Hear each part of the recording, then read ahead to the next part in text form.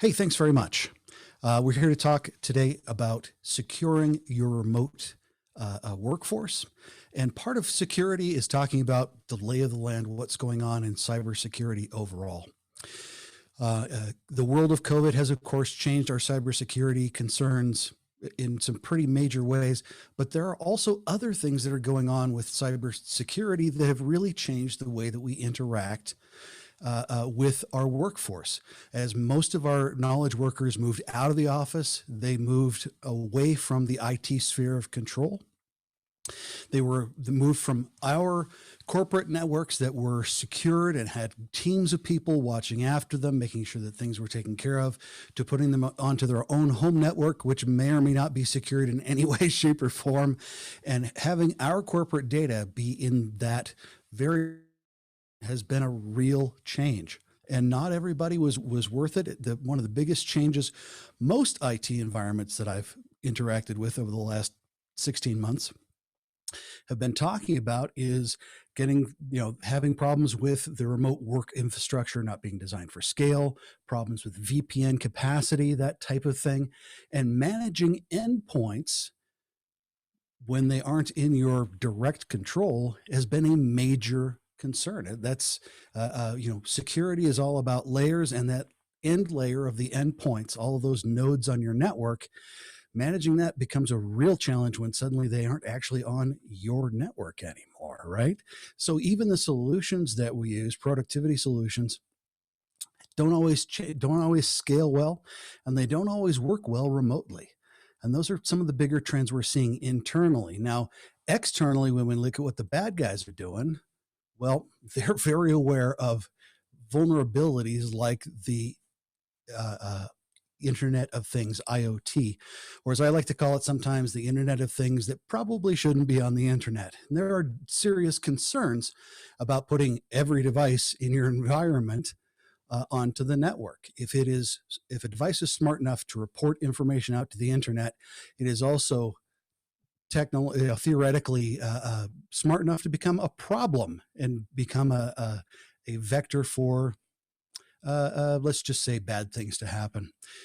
When we look at IoT devices, there are a couple things to think about. Some IoT devices are pretty notorious for security issues, specifically MRI scanners, many of which were built on Windows XP, right, and cannot be patched. So they are kind of a walking, living, breathing IoT hazard, and making sure we keep those things secure can be a real challenge. IoT devices overall, whether they are in a professional environment like a hospital or clinic or an office, or whether they are IoT devices in a home environment, are a unique and growing challenge for all IT people kind of everywhere. Um, when you look at the production schedule for IoT devices, especially for home IoT devices, it goes a little bit something like this. I have an idea for a product. I'm going to come up with the physical design of the product. I'm going to send that off to someplace overseas to have that product actually physically made. While they're doing that, I'm going to cram every function that I can possibly think of, all the options I can, into the firmware load of that device. When the devices are ready to be produced, we're going to load the firmware onto those things. They're sent it. We're going to make maybe a couple of thousand of those. If those sell well, hey, we're going to make version 1.1, and we're going to cram all the functionality we possibly can into those IoT devices, and then we're going to release version number 2, right? But the one word I haven't said in any of this is the security, because it is at best an afterthought with those IoT devices. Well, here's the thing. We need to make sure we are securing and controlling every device on every network. And that means we have to get a little more comprehensive about the scope of the way we think about cyber attacks. Pretty well-known attacks or vectors we might want to talk about. There were a pretty well-known brand of IoT light bulbs that in the firmware of the light bulb that kept both the network SSID and the network password in plain text, easily accessible on the firmware. So anybody coming along connecting directly to that bulb could get the keys to the kingdom. Well, as our IT environment becomes not just our environment, but our users, our internal customers' homes, right? Securing things like IoT devices, making sure they are put onto different networks can be really, really important. So how difficult is it to hack, to interfere, to exploit IoT devices? Well, as one example, let's start with Shodan. Shodan is a search engine for IoT devices that are exposed directly to the internet. If you like to have an entertaining afternoon, you can go on to Shodan and start looking for open webcams and see what's available to be seen on Shodan from open webcams that aren't secured. If you want to have a little less fun, you can start looking for open printers on Shodan, and then see this morning I did a search on Shodan just for LaserJet printers and found almost 10,000 of them. And within a couple of clicks, I got into, because almost nobody sets things like passwords on printers, they're easily accessible. So, and yes, those are devices that are open to the internet, but they're open to interference unless they've been secured. Every device on the network needs to be secured. There are easily accessible public tools, toolkits, script kiddie stuff, where there are no special knowledge or information necessary to exploit vulnerable endpoints, especially printers. There's a whole suite of tools called the PRET toolkit that's available on GitHub, so that literally a 12-year-old with an iPhone can easily hack IoT devices like printers. The Mirai malware suite started off as just a botnet, but it's a botnet that was designed to take advantage of IoT devices. Things like printers and IoT, everybody in the world, it's hard to buy a television anymore that doesn't have some IoT functionality in it. But there's also refrigerators and microwaves and tennis rackets and running shoes and toothbrushes. And again, anything that's smart enough to collect information and send it out to the internet is smart enough to potentially be used as part of a malware suite, attack rather. And when we look at overall tactics that are being used by bad actors, one of the things we need to talk about is TrickBot. So TrickBot is a suite of malware. Think of it like Microsoft Office, right? That's a suite of Office productivity suites. So you get, Word and PowerPoint and Excel, right? And whatever else comes with that. But they always travel in a group. Well, TrickBot, like Microsoft Office, is a suite of software, and it comes with a couple of different pieces. One of those pieces is called Ryuk. It's ransomware, and about a third of all ransomware attacks in 2020 were because of the Ryuk malware. And many of those were in healthcare environments. Now, paying ransoms is, of course, a problem. It disrupts business. It's expensive. If you're not going to pay the ransom, you got to go back to backups and hope that works properly. That's a problem by itself. But here's the thing. There's a new part of TrickBot. Okay. Over time, as we have gotten better and better at our defense from bad actors, the bad actors keep changing tactics, and they're trying to get access lower and lower down into the IT stack, right? And TrickBot has a new piece that we've dubbed TrickBoot. TrickBoot is the very first time we have seen an easily accessible, low-cost, very fast way to hack the BIOS of devices. BIOS hacks have been available in the past, but they've been pretty bespoke, right? They've been you need a lot of expertise. They're very, very targeted and difficult, but not impossible to hack at the BIOS level. As part of TrickBot, and again, this is a part of a suite of software, one of the features that has been dubbed TrickBoot has the ability to hack into BIOS of devices. So we're seeing lower and lower down in that OSI stack, and making sure we have devices that are resistant to and capable of detecting when there have been hacks and problems.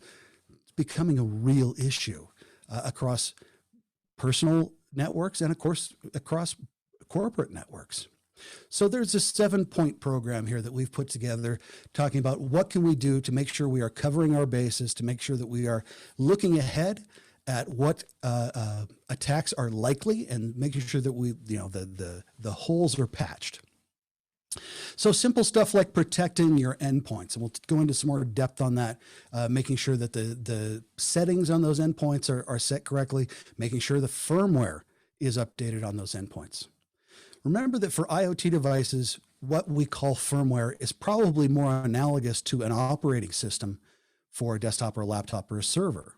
And we constantly have security updates on desktops, laptops, and servers, right? Patch Tuesday or Update Wednesday or whatever it's going to be. Well, updating firmware on endpoints, IoT devices, can be mission critical, just like security updates for desktops, laptops, servers. Making sure we stay up to date on firmware can be just that important, because security updates are often included with those endpoint firmware updates. Advocating and enabling digital hygiene. The weakest of our endpoints, unfortunately, is the humans. The human element is the weakest link on any chain. It's not hardware, it's not software, it's wetware that's the problem. So making sure we are having conversations with our internal and external customers, our employees, and anyone who's using our networks, making sure that we are encouraging digital hygiene and talking about having this conversation, mission critical, right? We have to make sure that sensitive data is secured. We have to have encryption at rest, encryption in motion. We have to make sure that we are using the best available security at all times.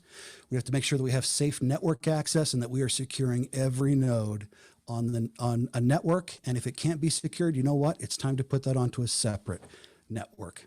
Making sure that we're taking care of credentials using password managers, making sure that we're using multi-factor authentication, really important. And making sure that we're managing the line of our corporate networks, which has suddenly become the homes of our employees and our customers. Really, really important. So what can you do? IoT devices need to be put onto their own network. Now, that's important to do in your corporate environments to make sure that we have guests on a separate network, but also any IoT devices kept elsewhere. Right? Important to encourage our customers, our internal customers, our employees, right? To help them to understand that at home, those IoT devices, Alexa and the television and those kind of things, because they are much more vulnerable to attack and to hacking, we need to keep those on a different network. So if God forbid they are compromised, the impact from malware or other attacks is minimized. We need to make sure that we have our corporate devices on a different network from home devices to make sure, again, we're keeping things as specific as we can, different networks for different purposes, even at home. We need to make sure that we patch. Did we say patch enough times? Firmware on all devices needs to be updated. And historically, that's something, you know, the old adage, if it ain't broke, don't fix it. And that counted a lot for IoT devices, including printers. Well, guess what? Updating the firmware on those things can sometimes have major impact on the security of our entire environment. Backups are very important. Backups something we thought about for a long time in a corporate environment, but data that's kept at the edge in your employees' home environments may also need to be backed up. So getting some kind of a system to make that an easy and hopefully effortless thing to do, pretty important. Admin passwords being used everywhere. That's, you know, pretty de rigueur for most of us in a corporate environment, but talking to your end users, making sure that they have passwords set in their home environments on things like their home router, really, really mission critical. I'll give you another good example of something kind of like that. When we get a new printer out of a box, and even in a corporate environment, on average, we set exactly one setting on those printers, which is the IP address. But guess what? There's an embedded web server in there that probably more than 85% of the time doesn't even have a password set on it. So as much as we need to worry about our employees' home environments, we need to make sure that at work in our corporate environments, we're also having passwords set everywhere that's necessary and appropriate. Making sure we're turning off what we don't need, giving the factor of least access to humans and to devices as well. And again, multi-factor authentication, and hopefully multi-factor authentication that's not using SDS. We don't want to be having text messages that are much too easy to hack, having applications on like smartphones for your employees that do a better job of authentications, like Ping or Authenticator. There are a bunch of them that work really well, much more secure than just sending a text message. So for that second factor of authentication, not all factors are created equal. Just be aware. Use a password manager. Our human beings, and you're going to hear me say this 3 or 5 more times at least, okay? The weakest link on any chain. And we are really bad at remembering and setting good passwords, right? Passphrases have helped a lot, but the truth is you should be using password managers personally and professionally. And our suggestion, our best practice is that you encourage your employees to have a personal password manager and that you require them to have a business-based password manager. Personally, I don't know any of my passwords except the actual password to log into my laptop and the password to log into my phone. Everything else is maintained by a password manager. They are a long string of random characters that are impossible to guess, very difficult to crack. And that's the kind of security we should be having everywhere, personally and professionally. There can be a tiny bit of pain in setting these things up, getting people to use them. Once it's set up, it's actually much easier and faster and much more secure. It really doesn't matter which password manager you're using, but using the password manager that's built into the browser, probably not a best practice. Those are not secure enough in most experts' estimation. The password manager that's built into Firefox has had some nice upgrades recently. It's become more secure. Still not ready for prime time, in my opinion. It is an extremely good investment to have password managers for your employees. Okay, so COVID has changed our overall security landscape, and the increasing number of cyber threats has been happening from a couple different angles. One, the bad actors know that moving from offices into homes has created a lot of chaos, and where there's chaos, there's opportunity. And securing endpoints, no matter where they happen to be, has become a real problem.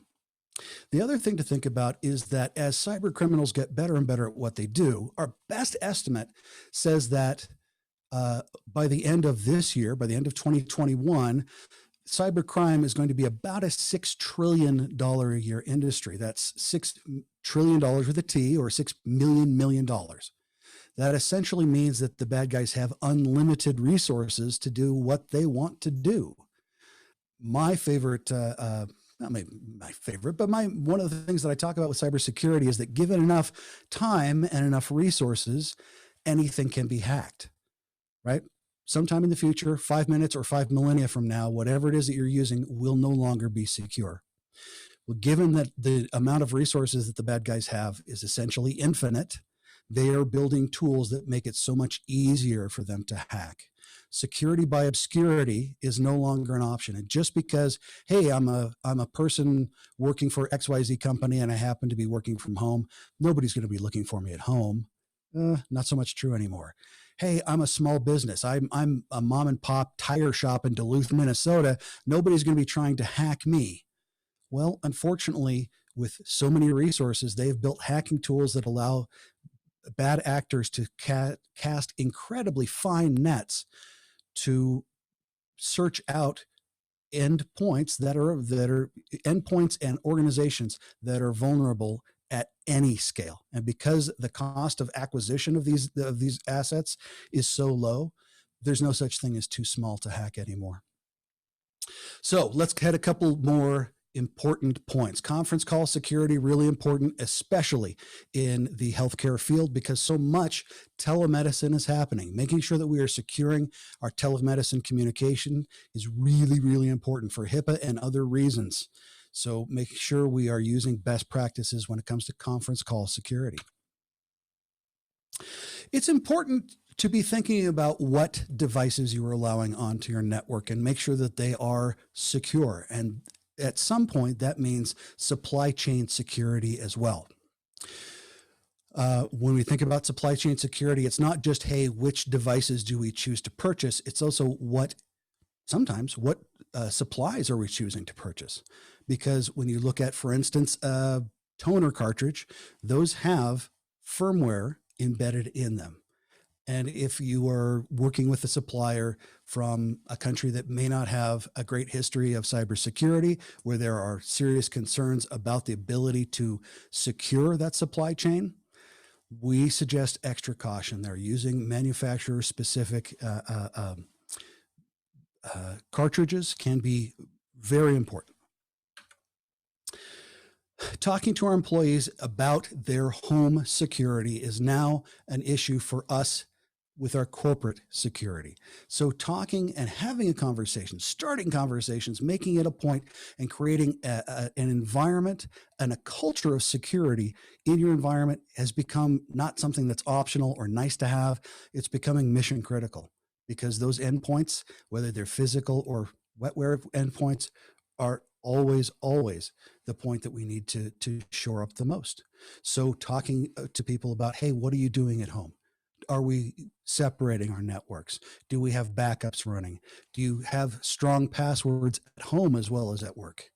And are you using password managers? I'm getting a little circular, but I think you're seeing the pattern here.